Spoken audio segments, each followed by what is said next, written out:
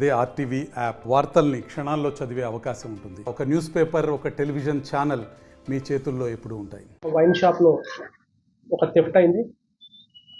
So అది మనకు తెలిసిన వెంటనే తిరుకపల్లి పోలీస్ స్టేషన్లో కేసు రిజిస్టర్ చేసి ఇన్వెస్టిగేషన్ స్టార్ట్ చేయడం జరిగింది.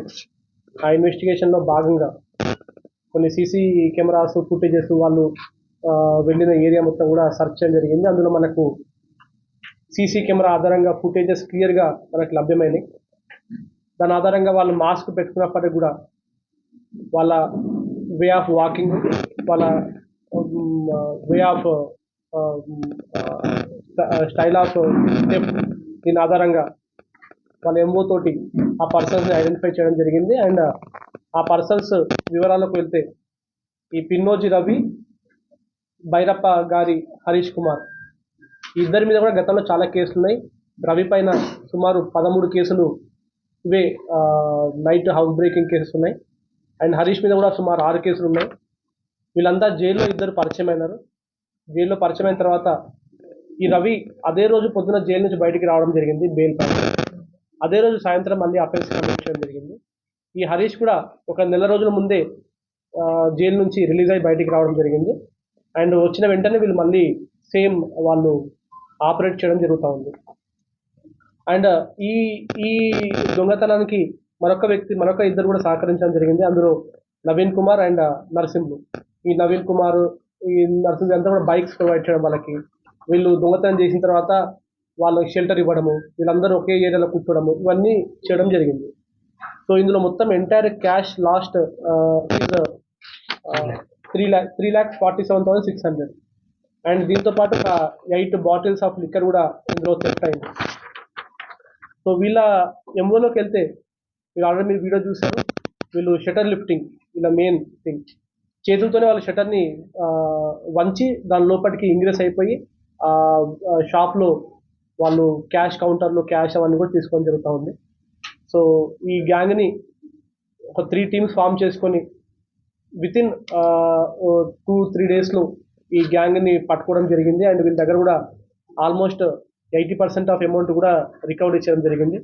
సో ఇంత అద్భుతమైన వర్క్ చేసి ఈ గ్యాంగ్ని పట్టుకున్న ఎస్హెచ్ఓ, సిఐ గారికి స్పెషల్గా సిపి రాచకొండ తరుణ్ జోషి తరఫున అండ్ నా తరఫున కూడా ధన్యవాదాలు చెప్తా ఉన్నాము. ఈ ప్రెస్ మీట్ ద్వారా పబ్లిక్ కూడా అపీల్ చేస్తూ ఉన్నాము. ఇందులో ఈ పర్టికులర్ దొంగతనంలో మన కంప్లైంట్స్ అయిన నుంచి కూడా కొన్ని మిస్టేక్స్ ఉన్నాయి. షటర్ ఉంది, షటర్కి ప్రాపర్ క్వాలిటీ ఆఫ్ షటర్ లేదు, నెంబర్ 1. నెంబర్ 2, షటర్ లోపల కూడా ఒక గ్రిల్స్ ఉంటాయి, ఆ గ్రిల్కి లాక్ లేదు. నెంబర్ 3, అంతా హ్యూజ్ క్యాష్ని కూడా వాళ్ళు కౌంటర్లో ఈ రోజుకి ఆ రోజు కౌంటర్లో క్లియర్ చేసుకొని వాళ్ళు బ్యాంక్లో కానీ లేకపోతే ఇంకో దగ్గర లాకర్లో పెట్టుకోవాల్సి ఉంటుంది. అది చేయకుండా ఇంత హ్యూజ్ క్యాష్ని కూడా వాళ్ళు అందులో పెట్టడం జరుగుతూ ఉంది. సో లక్కీలీ అన్ని కేసెస్ డెట్ కావు, కానీ కొన్ని కేసెస్ డెట్ అయినాయి.